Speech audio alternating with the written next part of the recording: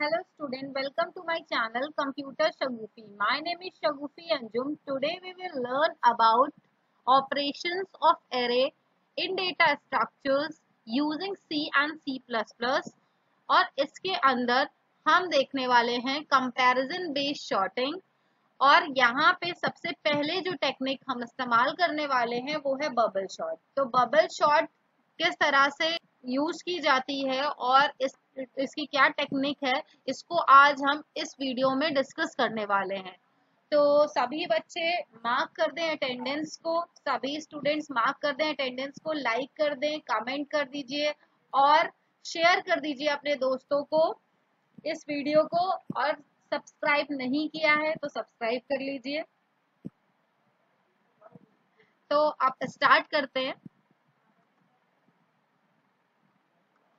तो सबसे पहले हम बबल शॉर्ट को देख रहे हैं। तो देखिए सबसे पहले बबल शॉर्ट में क्या है कि हम शॉर्टिंग करेंगे। ठीक है, अब शॉर्टिंग करेंगे तो यहाँ पे या तो हम असेंडिंग ऑर्डर में शॉर्टिंग कर लें या तो डिसेंडिंग ऑर्डर में शॉर्टिंग कर लें। अभी जो हम शॉर्टिंग करने वाले हैं वो है असेंडिंग ऑर्डर में हम शॉर्ट करेंगे। तो यहाँ पे हम पेन ले लेते हैं अपना। तो ये देखिए हमारे पास कुछ, ठीक है, एक एरे हमने ले रखी है जिसमें हमने साइज लिया है 6 और उसके अंदर हमने कुछ एलिमेंट्स को एंटर कर रखा है। अब हम इसमें असेंडिंग ऑर्डर की शॉर्टिंग लगाने वाले हैं। तो सबसे पहले हम इनको कंपेयर करेंगे। तो यहाँ देखिए फर्स्ट एलिमेंट को सेकेंड एलिमेंट से जब हम कंपेयर करेंगे तो यहाँ पे हमें असेंडिंग ऑर्डर में कर रहे हैं तो 8 जो है वो जहाँ पे था और 11 जहाँ पे है वो वहीं पे ही रह जाएगा। क्यों ऐसा, क्योंकि जो 11 है वो 8 से बड़ा है। तो यहाँ पे हमें इसी तरह से शॉर्टिंग मिलने वाली है। अब हम कंपेयर किसको करेंगे, 11 और 10 को कंपेयर करेंगे। अब 10 हमारा छोटा है तो ये पहले आ जाएगा और 11 बाद में आ जाएगा। तो कुछ इस तरह से हम शॉर्ट करेंगे। नेक्स्ट हमारे पास अब हम 11 और 2 को लेके चलेंगे। तो 11 2 में क्या होगा, यहाँ पे हमारा 2 एलिमेंट छोटा है तो हम उसको आगे कर देंगे और 11 को 2 की पोजीशन पे ला देंगे। तो यहाँ पे हम क्या कर रहे हैं, बेसिकली 2 एलिमेंट्स को कंपेयर कर रहे हैं और अगर वो एलिमेंट छोटा है तो हम उसको क्या कर रहे हैं, आगे ला दे रहे हैं। अब यहाँ पे जब हमने कंपेयर किया तो एज इट इज रहने वाला है क्योंकि 18 जो है 11 से बड़ा है। फिर से कंपेयर करिए और कंपेयर करने के बाद जो हमें वैल्यू मिल रही है तो सबसे आखिरी में अगर आप वैल्यू देखोगे तो 18 आ रहा है जो कि सबसे बड़ा एलिमेंट है, इस एरे का सबसे बड़ा एलिमेंट है। ठीक है, तो यहाँ पे हमें एक चीज समझ में आई कि जब हमारा पहला पास कंप्लीट होगा तो हमें सबसे बड़ा एलिमेंट लास्ट में मिल जाएगा। और यहाँ पे कितने कंपैरिजन हुए, 1 2 3 4 5। तो 5 कंपैरिजन और 5 स्वैप यहाँ पे हुए हैं। ठीक है, 5 कंपैरिजन और 5 स्वैपिंग यहाँ पे हुई है। अब नेक्स्ट पास में क्या होगा, सेकेंड पास में हमारे पास जो एरे आया था वो क्या है, 8 10 2 11 4 18। तो यहाँ लिख लेते हैं हम 8 10 2 11 4 18। तो ये एरे हमारे पास आ चुका है।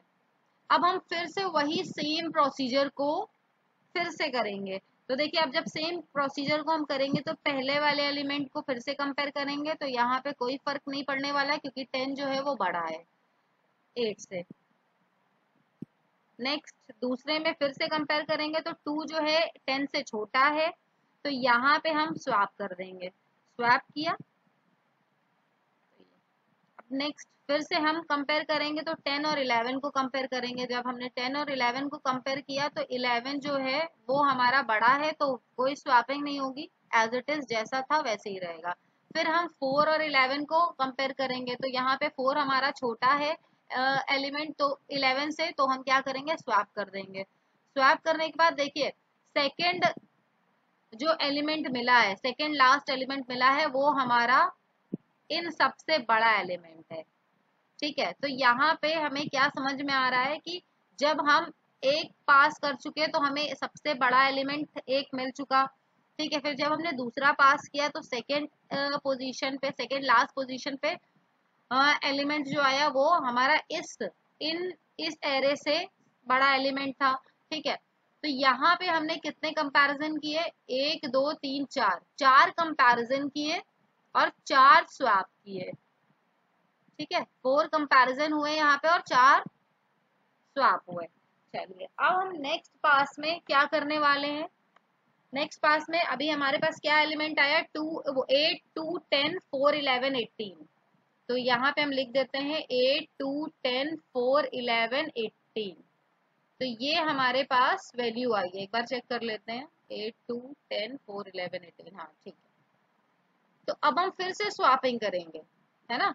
तो फिर से स्वैपिंग करेंगे तो हमने इनको कंपेयर किया। अब जब हमने कंपेयर किया तो हमारा 2 छोटा है तो पहले ये शिफ्ट हो जाएगा और 8 2 की पोजीशन पे आ जाएगा, स्वैप हो जाएगी वैल्यू। नेक्स्ट हमने इनको स्वैप किया तो यहाँ पे इनको कंपेयर किया, तो कंपेयर करने के बाद हमें क्या मिला, एज इट इज जैसा है।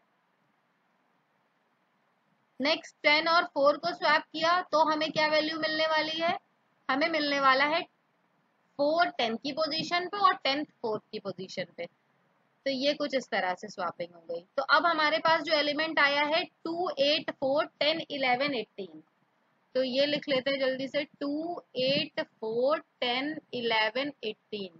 अब यहाँ पे आप चेक करिए तो थर्ड एलिमेंट जो है वो इन सबसे बड़ा आ चुका है मेरे पास।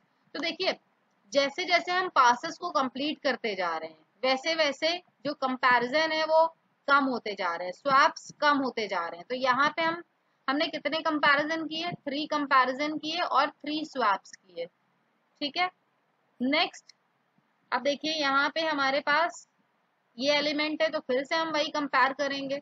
तो कंपेयर करेंगे तो फिर क्या आएगा, देखिए 2 को 8 से कंपेयर किया, एज इट इज आ जाएगा, कोई फर्क नहीं पड़ेगा। फिर हमने 8 और 11 को कंपेयर किया, जब 8 और 11 को कंपेयर किया तो 4 यहाँ आ गया 8 की पोजीशन पे और 8 आ गया 4 की पोजीशन पे। अब देखिए फोर्थ एलिमेंट भी हमको इस एरे से बड़ा मिल गया है। ठीक है, तो हमारे पास अब कंपैरिजन कितने हुए, 2 कंपैरिजन हुए और 2 स्वैप्स हुए। तो धीरे धीरे कंपैरिजन और स्वैप घटते जा रहे हैं। ठीक है, अब नेक्स्ट पास में हमारे पास क्या होगा, नेक्स्ट पास में देखिए नेक्स्ट पास में क्या है, वैल्यू क्या आई, पहले ये देख लेते हैं, 2 4 8 10 11 18। 2 4 8 10 11 18। तो ये वैल्यू हमने लिख ली। अब यहाँ पे हम कंपैरिजन करेंगे तो एक ही कंपैरिजन होगा और एक ही स्वैप होगा। देखिए पहले में ही होगा क्योंकि बाकी वैल्यूज शॉर्ट हो चुकी हैं। ठीक है, तो ये कंपैरिजन किया तो यहाँ पे एज इट इज रहने वाला है और यहाँ पे हमारी जो शॉर्टिंग है वो कंप्लीट हो गई, है ना। देखिए अगर हम साइज ऑफ एरे की बात करें तो कितना है, साइज कितना है इसका, साइज हमारे पास है 0 से लेके 5 तक के, तो विच मीन 6। ठीक है, 6 साइज है इसका और ये चल कितना रहा है, ये कितना चल रहा है, साइज -1 तक के जा रहा है। ठीक है, साइज -1 तक के जा रहा है, क्यों, देखिए जब इसका साइज 6 है लेकिन हमने पासेस कितने करे, 5 करे। ठीक है, 5 पासेस में ये कंप्लीट हो गया। देखिए आप चेक करिए, फर्स्ट पास हुआ, ये हमारा सेकेंड पास हुआ, थर्ड पास और फोर्थ फिफ्थ। तो 5 पासेस हो रहे हैं। तो 5 पासेस के लिए देखिए हम यहाँ पे जब हम प्रोग्राम की कोडिंग करेंगे तो जब कोडिंग करेंगे यहाँ पे तो हमें 2 लूप का यूज करना पड़ेगा। First loop for swapping and second loop for comparison. ठीक है, तो यहाँ पे 2 लूप का यूज होगा। पहला लूप किस लिए चलेगा, स्वैपिंग के लिए। तो पहला लूप चलेगा हमारा पासेस के लिए। तो i इक्वल्स टू 0 से स्टार्ट हो रहा है और 0 से स्टार्ट होने के बाद कहाँ तक के जा रहा है, साइज माइनस तक के जा रहा है, -1 तक के जा रहा है। तो लेस देन का अगर हम यहाँ पे साइन लगाएंगे तो एक कम ही चलता है, तो विच मीन्स 0 से स्टार्ट हो रहा है तो साइज तक के जा रहा है, विच मीन्स कहाँ तक के जाएगा, 5 तक के जाएगा। तो ये हो गया हमारा, और i प्लस प्लस हमने कर दिया। तो ये तो पहला लूप हमने लिख लिया पासेस के लिए। अब दूसरा देखिए क्या लिखेंगे हम, फॉर j इक्वल्स टू 0। ठीक है, हमने ये मान के चले हैं कि हम ये j है और ये 1 है। देखिए पहले पास पे चलते हैं, फर्स्ट पास पे आइए, हम यहाँ पे इसका लूप लिखते हैं। ठीक है, फिर सबको हम कंबाइन कर लेंगे। यहाँ हमने लिखा j इक्वल्स टू 0 और j less than size -1 - i I J plus plus. अब देखिए आई की वैल्यू कितनी थी, सबसे पहले आई की वैल्यू 0 थी, ठीक है, तो यहाँ पे हम 0 पुट करेंगे। और साइज कितना था, साइज हमारे पास है 6, है ना, साइज हमारे पास कितना है 6।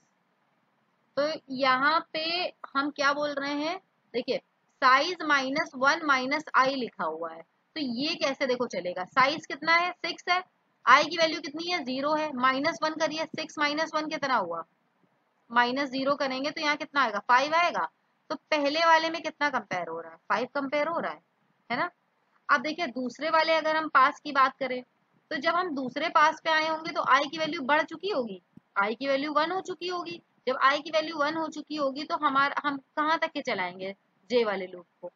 जे वाला जो लूप है वो क्यों यूज हो रहा है, जे वाला लूप जो है वो कंपैरिजन के लिए यूज हो रहा है। तो जब हम कंपेयर करेंगे तो हम कहाँ तक के इसको चलाएंगे, हम चाहते हैं कि ये 4 कंपैरिजन हो इसके अंदर, तो हम क्या लिखें यहाँ पे, साइज -1 माइनस आई।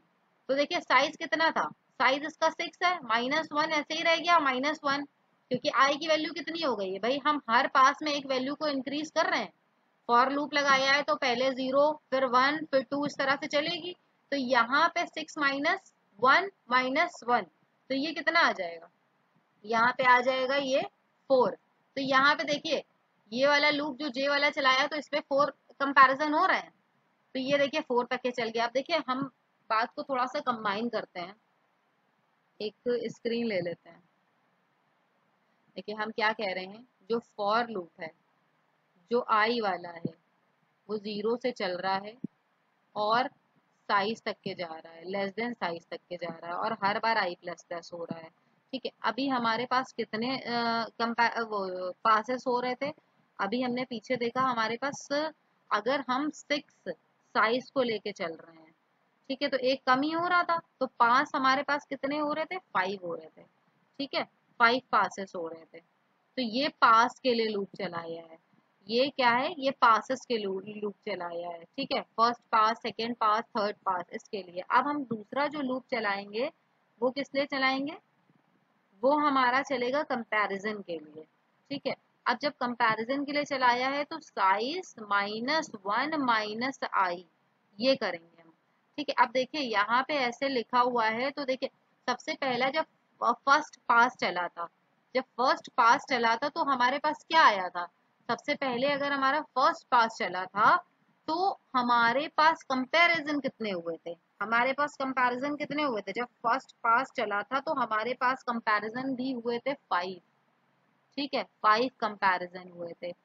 हाँ, और जब सेकंड पास चला था, है ना, अब देखिए जब फर्स्ट पास चला तो 5 हमारे कंपैरिजन हुए थे, जब सेकंड पास चल रहा था तो हमारे पास कितने कंपैरिजन हुए थे, 4 कंपैरिजन हुए थे, और जब थर्ड पास चल रहा था तो हमारे पास कितने कंपैरिजन हुए थे, 3 कंपैरिजन हुए थे, और जब हमारे पास फोर्थ पास चल रहा था तो हमारे पास कितने कंपैरिजन हुए थे, 2 कंपैरिजन हुए थे, और फिफ्थ पास में हमारे पास 1 कंपैरिजन हुए थे। तो यहाँ पे क्या हो रहा है, एक कम, हर बार एक कम हो रहा है, हर बार एक कम हो रहा है, ठीक है, तो कंपैरिजन कुछ इस बेस पे चल रहा है। तो यहाँ पे देखिए अगर हम इस पे लिखते हैं, देखिए आई की वैल्यू क्या है, पहले तो 0 ही है ना, आई की वैल्यू 0 है, तो साइज क्या है, साइज 6 है, और 6 -1 -0, क्योंकि आई की वैल्यू 0 है, ये आई है, आई की वैल्यू 0 है, तो यहाँ पे अगर हम करें तो ये 6 -1 -0 तो कितना हो जाएगा 5। तो फर्स्ट में कितना कंपेयर हो रहे हैं, 5 हो रहे थे, ठीक है। अब सेकंड पास में कितने हो रहे हैं, 4। सेकंड पास में आई की वैल्यू कितनी हो जाएगी, क्योंकि ये प्लस प्लस होएगी तो आई की वैल्यू कितनी हो जाएगी, 1 होगी। जब इसकी वैल्यू 1 हो जाएगी तो हम कह रहे हैं 4 पास चल रहे हैं, तो देखो यहाँ पे ये क्या कंडीशन सेटिस्फाई कर रही है, तो लो यहाँ लिख के देखते हैं, साइज -1 माइनस आई। अब साइज की वैल्यू कितनी है 6, -1 तो -1 ही है, और आई की वैल्यू अब 1 हो गई है तो ये हो गया। अब यहाँ पे अगर हम इसको करें तो ये देखिए 4 आ रहा है, तो यहाँ पे यही तो चीज है कि हम कह रहे हैं कि सेकंड पास में 4 कंपैरिजन होगा, देखिए 4 सेटिस्फाई कर रहा है, तो ये लूप सही चल रहा है।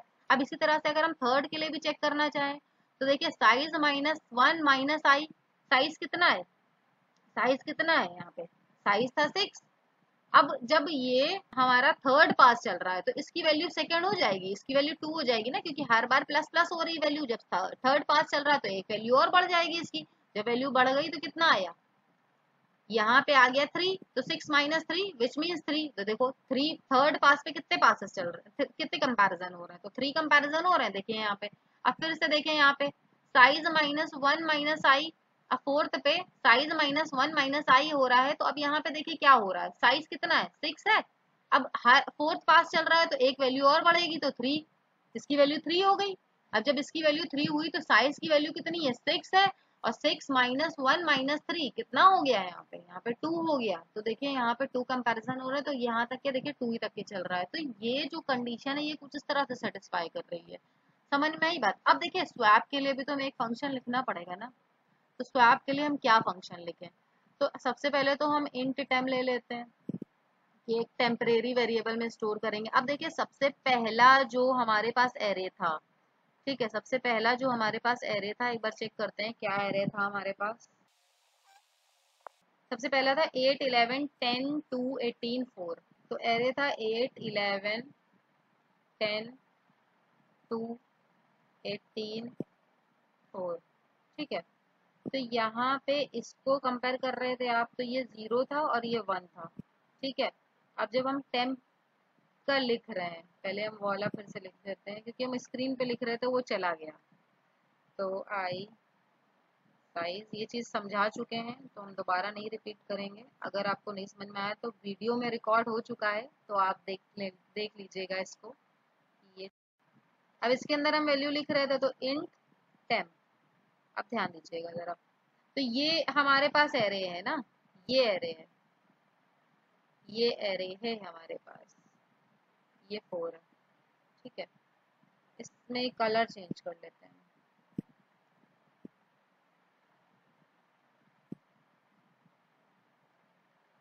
अब देखिए ये जब एरे है तो सबसे पहले हमने बोला था ना इसको इसको कंपेयर करो, तो जब इसको इसको आप कंपेयर करोगे तो कैसे लिखोगे यहाँ पे। देखो सबसे पहले हम इसको इसको कंपेयर कर रहे हैं, तो हम पहले तो चाहते हैं कि ये जो 8 है इसकी वैल्यू कहीं ना कहीं हम स्टोर कर लें।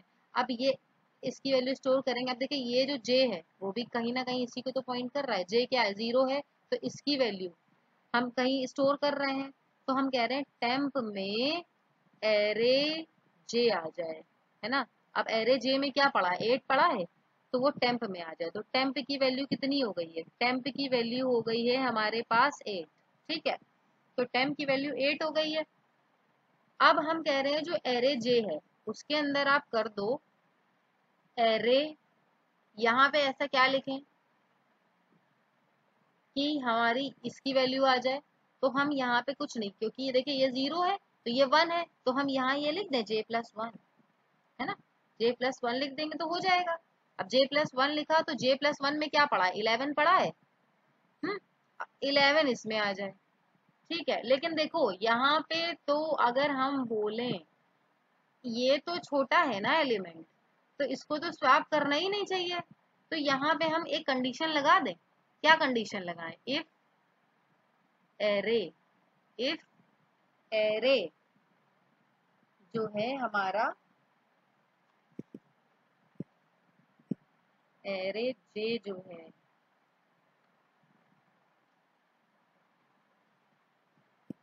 वो ग्रेटर देन हो एरे j+1 से, है ना, तब इसके अंदर जाए, मतलब तब ये टेम्प को चेक करे, अदरवाइज ना चेक करे, है ना।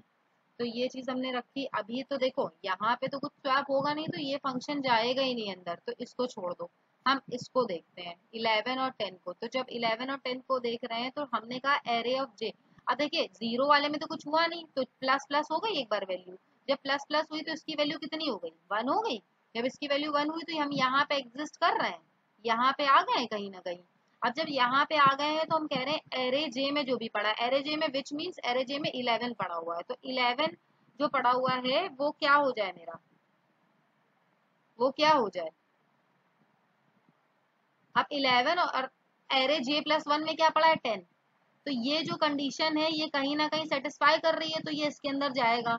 अब जो एरे जे में वैल्यू पड़ी है वो टेम्प में आ जाए। एरे जे में क्या पड़ा हुआ है, एरे जे में 11 पड़ा हुआ है, तो 11 क्या हो जाए, वो टेम्प में आ जाए। अब जब 11 टेम्प में आ रहा है तो यहाँ ये जो एरे जे है, हमने कह दिया जे प्लस 1 में जो वैल्यू पड़ी है वो हमारी किस में आ जाए, वो हमारी आ जाए जे में, मतलब 1 में। तो यहाँ पे जो 10 पड़ा हुआ है विच मीन्स देखो ऐसे कुछ इस तरह से, यहाँ पे मैं एक बार फिर से बना दे रहे, वहां बहुत कंजेस्टेड हो चुका है, ये है ना। तो यहाँ एरे जे प्लस 1, एरे जे प्लस 1 ये है हमारा, एरे जे प्लस 1 ये है, और एरे जे जो है वो ये है। तो एरे जे की वैल्यू 11 जो है वो हमने कहाँ डाली, टेम्प में डाली, और J plus 1, J plus 1 which means 10, अब जो 10 है वो हम कह रहे हैं किस में चला जाए, जे में चला जाए। तो ये जो एरे जे की वैल्यू है वो कितनी हो जाएगी, एरे जे की वैल्यू कितनी हो जाएगी, 10 हो जाएगी, और जे प्लस 1 की वैल्यू भी 10 हो जाएगी। लेकिन हमने जो टेम्प स्टोर कर रखा है, जो टेम्प है, टेम्प में वैल्यू हमने 11 स्टोर कर रखी। अब हम कहते हैं जो एरे जे प्लस 1 है, array J plus 1 which means ये वाला, ये वाली वैल्यू को अपडेट करो, किससे अपडेट करो, टेम्प से। तो टेम्प में जो भी पड़ा है वो जे प्लस 1 में आ जाए, तो हमारे पास क्या मिलेगा, हमको 10 मिल जाएगा और 11 मिल जाएगा। तो कुछ इस तरह से अपडेशन होगा। अब देखो हर हमने ये चीज लिख दी, तो हर बार यही कंडीशन सेटिस्फाई करेगी। अब देखिए यहाँ पे इसने ये चलाया, अब चलाने के बाद क्या होगा कि ये जो 10 है ये 2 से कंपेयर करेंगे तो फिर से स्वैपिंग होगी, तो 10 और 2 से कंपेयर करेंगे तो यहाँ पे फिर से कंडीशन सेटिस्फाई करेगी। तो 10 और 2 से जब हम कंपेयर करेंगे तो यहाँ पे क्या आएगा, देखो 10 और 2 को कंपेयर करेंगे, देखिए 10 क्या है और 2 क्या है, क्योंकि जे प्लस 1 किया है तो यहाँ पे वैल्यू अपने आप आ जाएगी 2 पे ना, और 2 और 3। तो यहाँ पे देखिए ये एरे जे है और ये क्या है, एरे जे प्लस 1 है ना। तो ये जे प्लस 1 है, तो जब एरे जे है और एरे जे प्लस 1 है तो इसको हमें स्वैप करना है। तो फिर से वही कंडीशन होगी कि जो टेम्प है, टेम्प में हम क्या स्टोर कर लें, 10 को स्टोर कर लें। तो अब टेम्प की वैल्यू कितनी है, 10। अब हम कह रहे हैं एरे जे में जो भी पड़ा है वो कहाँ आ जाए, टेम्प में आ जाए। तो देखिए यहाँ पे क्या लिखा है, एरे जे में जो भी पड़ा है वो टेम्प में आ जाए, तो मतलब एरे जे में ये 10 पड़ा हुआ है तो वो कहाँ आ जाए, टेम्प में। तो टेम्प में क्या आ गया, 10 आ गया। अब हम कह रहे हैं array J plus 1, J plus 1 which means ये जे प्लस 1 में क्या पड़ा है, 2। अब 2 जो पड़ा हुआ है वो हम कह रहे हैं जे में आ जाए।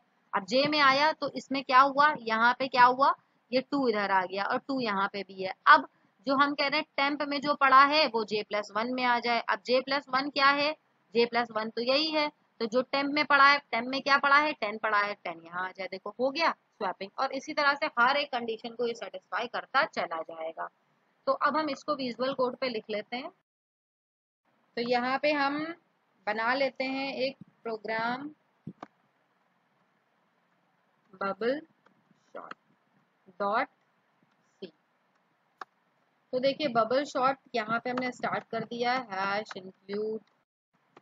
तो जल्दी जल्दी हम यहाँ पे प्रोग्रामिंग कर लेते हैं। तो यहाँ पे हम जल्दी से फंक्शन लिखते हैं। आप फंक्शन में देखिए क्या हमने कुछ रिटर्न किया था फंक्शन में, अभी जब हम बना रहे थे क्या कुछ रिटर्न कर रहे थे, नहीं हम कोई वैल्यू रिटर्न नहीं कर रहे थे। तो हम क्या करेंगे, सीधे सीधे लिखेंगे वॉइड बबल शॉट, और इसके अंदर हम क्या क्या पास करें, तो इसके अंदर हमें इंट बेस एड्रेस हम पास कर दे रहे हैं, एरे का बेस एड्रेस हम पास करे दे रहे हैं, और बेस एड्रेस से ही सारे चीजें फाइंड हो जाएंगी, ठीक है, हर एक एलिमेंट पे हम पहुंच जाएंगे। तो यहाँ पे हमने किसका यूज किया, पॉइंटर का यूज किया है, और फिर हमने एन ले लिया। अब ये हम फिर जल्दी से कर देते हैं, for int I equals to 0। अब अगर आप सी प्लस प्लस देव में चला रहे हैं तो ये इंट आई इक्वल्स टू 0 यहाँ नहीं लेगा, आपको ऊपर डिक्लेयर करना पड़ेगा, ठीक है। तो इस चीज का आप ध्यान रखिएगा, अगर आप देव में यूज कर रहे हो तो ये चीज ध्यान रखिएगा। यहाँ पे हम साइज ही लेके चलते हैं क्योंकि हम एरे ऑफ साइज पे बहुत डिस्कस कर चुके हैं, तो जो चीजें डिस्कस की हैं हम वही को रखेंगे, ठीक है। तो यहाँ पे ये आ गया हमारे पास, और फिर हमने लिखा आई प्लस प्लस, और फॉर यहाँ पे j equals to 0, j equals to 0, और हमने यहाँ पे क्या लिखा था, यहाँ लिखा था साइज -1 माइनस आई। ये चीज मैंने पहले समझाई हुई है पीछे, अगर आपको नहीं आई तो एक बार वीडियो फिर से रिवाइंड करके देख लीजिएगा, ठीक है, कोई परेशानी नहीं है इसमें। अब यहाँ पे देखिए हमने फिर से j को नहीं डिक्लेयर किया है, इसका डेटा टाइप, तो हमने वो डिक्लेयर कर दिया। अब हम यहाँ पे क्या लिखेंगे, कंडीशन लिखेंगे सिंपल। तो सिंपल कंडीशन हम कैसे लिखेंगे, if if A J less than A J plus one. ठीक है, जे प्लस वन। अब जल्दी से, एक मिनट, कुछ गड़बड़ हो गई है, ये वाला हमारा, हम इसके अंदर क्या लिख देंगे, जो स्वैप का फंक्शन लिखा था वो हम लिखते हैं। इसके अंदर अब हम क्या लिख देंगे, जो स्वैप वाला फंक्शन लिखा था वो लिखेंगे। तो टेम्प इक्वल्स टू, हम यहाँ पे सबसे पहले इंटीजर टेम्प ले लेते हैं, और इंटीजर टेम्प लेने के बाद हम क्या करेंगे, टेम्प में हम किसकी वैल्यू डालेंगे, एरे ऑफ जे की वैल्यू डालेंगे। ठीक है, और फिर एरे ऑफ जे में हम क्या स्टोर करेंगे, array of J plus plus की वैल्यू स्टोर, जे प्लस वन की वैल्यू स्टोर करेंगे। और फिर array of J plus plus में हम क्या कर देंगे, जो टेम्प में स्टोर है वो ले आएंगे। तो यहाँ पे ये हो गया हमारा खत्म। तो यहाँ पे हमने इसका जो कोड है वो लिख लिया है। ठीक है, बबल शॉट, इसका जो हमने कोड है वो लिख दिया है। अब हमने जब कोड लिख दिया है तो अब हम क्या करेंगे, इसका पहले तो डिस्प्ले फंक्शन लिखना होगा। तो डिस्प्ले फंक्शन हम नहीं लिखेंगे, हम इसको कॉपी करेंगे। तो यहाँ पे हम चलते हैं रिवर्स के प्रोग्राम में, वहां से हम उसको उठाते हैं। तो यहाँ पे मेरे पास ये वॉइड वाला लिखा हुआ है, तो हमने इसको कॉपी किया। कॉपी करने के बाद पेस्ट। अब हम इंट मेन वाला फंक्शन लिख देते हैं जल्दी से, इंट मेन। इंट मेन, इसमें हम इसको भी हम कॉपी कर लेते हैं रिवर्स से ही। तो ये चीज़ हम लिख चुके हैं, हमने यहाँ से उठाया इसको, और कुछ जो भी चेंज होना होगा वो कर लेंगे हम। कॉपी, कॉपी करने के बाद फिर से हम चलते हैं बबल शॉट के पास, और यहाँ पे हमने किया इसको पेस्ट। अब कुछ चेंजमेंट होंगे वो हम जल्दी जल्दी कर लेते हैं इसके अंदर। तो क्या चेंजमेंट होंगे, ये तो सब ठीक है। यहाँ पे हम लिख देते हैं बिफोर शॉर्टिंग, और यहाँ हम क्या लेंगे, बबल शॉट।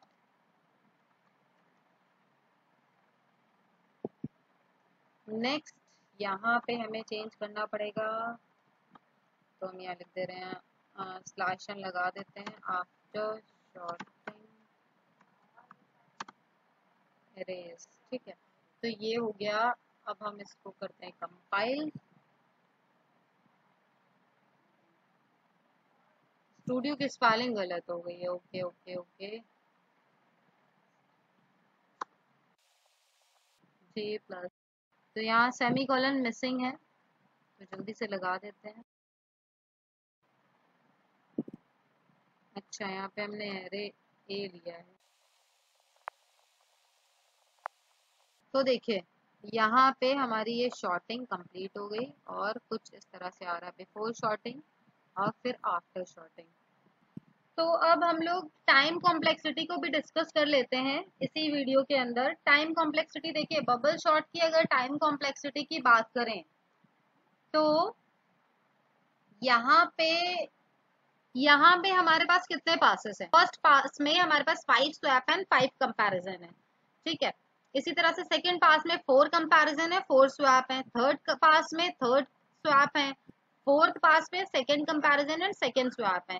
फिफ्थ में हमारे पास फर्स्ट स्वैप है, मतलब एक ही स्वैप है। तो देखिए यहाँ पे तो बबल शॉट की कॉम्प्लेक्सिटी की बात करते हैं। तो देखिए अभी हमने बहुत सारे पासेस देखे, तो फर्स्ट पास में हमारे पास जो स्वैप हुए थे वो कितने थे, 5 स्वैप थे और 5 कंपैरिजन थे। ठीक है, सेकंड पास में क्या था, सेकंड पास में हमारे पास 4 स्वैप थे और 4 कंपैरिजन थे। थर्ड पास में हमारे पास क्या था, थर्ड पास में हमारे पास 3 स्वैप थे और 3 कंपैरिजन थे। इसी तरह से फोर्थ पास में हमारे पास 2 स्वैप्स थे और 2 कंपैरिजन थे। फिफ्थ पास में हमारे पास क्या कितने कंपैरिजन थे, तो एक स्वैप था और एक कंपैरिजन था। तो देखिए यहाँ पे अगर हम बोले तो इस तरह से हम कह सकते हैं कि नंबर ऑफ स्वैप्स कितने थे हमारे पास। ठीक है, टोटल नंबर ऑफ स्वैप कितने हैं और टोटल नंबर ऑफ कंपैरिजन कितने हैं हमारे पास। टोटल नंबर ऑफ कंपैरिजन और टोटल नंबर ऑफ स्वैप्स। तो यहाँ पे देखिए आप 1 + 2 + 3 इस तरह से ये चल रहे हैं। और कहाँ तक के जा रहे थे, साइज -1 तक के जा रहे थे। तो यहाँ हम ऐसा लिख सकते हैं साइज -1, या हम साइज को अगर n से डिनोट करें तो n-1। तो 1 + 2 + 3 कुछ इस तरह से हमने ये लिख लिया। अब लिखने के बाद अगर हम बोले तो ये एपी का फॉर्मूला है, तो आप इसको इस तरह से लिख सकते हो। और यहाँ पे n² -n और 2, ठीक है। तो यहाँ पे कुछ इस तरह से हो जाएंगी ये वैल्यूज। और कांस्टेंट टर्म को हम नेग्लेक्ट कर देते हैं अगर आप इसको इस तरह से निकाल लो n² -1/2। तो ये जो 1/2 है ये तो नेग्लेक्ट हो गया। अब सबसे हाईएस्ट डिग्री वाला टर्म ही हम लेते हैं कॉम्प्लेक्सिटी के अंदर, तो n² इसकी कॉम्प्लेक्सिटी हो जाएगी। ठीक है, तो रन टाइम कॉम्प्लेक्सिटी हमने निकाल ली। यहाँ पे इसकी कितनी है, n² है। तो होप आपको ये वीडियो पसंद आई होगी। Thank you for watching my video. Subscribe my channel, subscribe कर दीजिए, अटेंडेंस अपनी लगा दीजिए, शेयर कर दीजिए वीडियो को, जिससे कि ज़्यादा से ज़्यादा लोग इसको देख सकें और अपने कॉन्सेप्ट को क्लियर कर सकें। Thank you, bye bye.